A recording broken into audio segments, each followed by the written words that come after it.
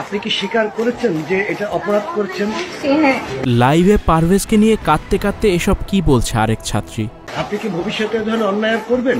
কখনোই করব না স্যার, আমি সত্যি কখনো করব না। শ্রুতির পর এবার কেঁদে কেঁদে নিজের ভুল স্বীকার করলো পারভেজ হত্যার সাথে জড়িত আরেক ছাত্রী টিনা।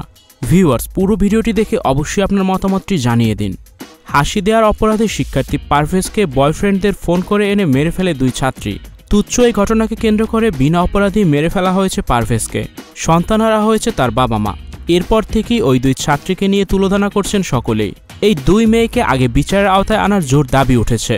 এবার সব দিক থেকে বিপদে পড়েছে দুই ছাত্রী শ্রুতি আর টিনা, দুজনই স্কলার্স কলেজের ছাত্রী। স্টুডিও 4D আপনাদের জন্য নিয়ে এসেছে শীতাতাপ নিয়ন্ত্রিত স্টুডিও সুবিধা, আছে অত্যাধুনিক মেকআপ রুম। বিস্তারিত জানতে এখনই কল করুন 01974860664। হাউসটি দেখতে চলে আসুন আমাদের ঠিকানায় সেক্ষেত্রে রোড নাম্বার 9, বাড়ি 24। এর আগে শ্রুতি লাইভে এসে নিজের ভুলের জন্য ক্ষমা চেয়েছেন দেশবাসীর কাছে। এবার লাইভে এসেছে আরেক ছাত্রী টিনা, সেও কেঁদে কেঁদে এই ঘটনার জন্য ক্ষমা চাচ্ছে। জীবনে আর কোনোদিন এভাবে কাউকে মারতে বয়ফ্রেন্ডকে ফোন করে আনবে না বলে জানায় টিনা। পারভেজের কোনো দোষ ছিল না, এখন বুঝতে পারছে সে। টিনা বলে, আমাকে আপনারা দয়া করে ক্ষমা করে দিন।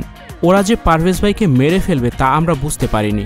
আমরা পারভেজ ভাইকে জানে মারতে বলিনি। সবাই আমাদের ভুল বুঝছে। পারভেজ ভাই মারা যাওয়ার পর আমরা দুজনও মরে গেছি। আমাদের সাথেও সবাই খারাপ ব্যবহার করছে। বাড়ির লোকজনও আমাদেরকে দেখতে পারছে না। এখন বেঁচে থাকাই কঠিন হয়ে পড়েছে আমাদের জন্য।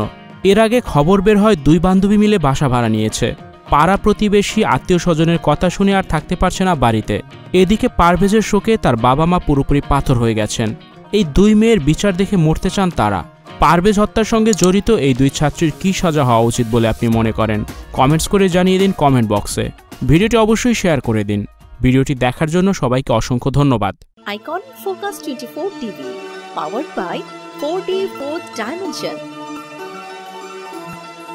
আমাদের চ্যানেলটি সাবস্ক্রাইব করে আমাদের সাথে থাকুন।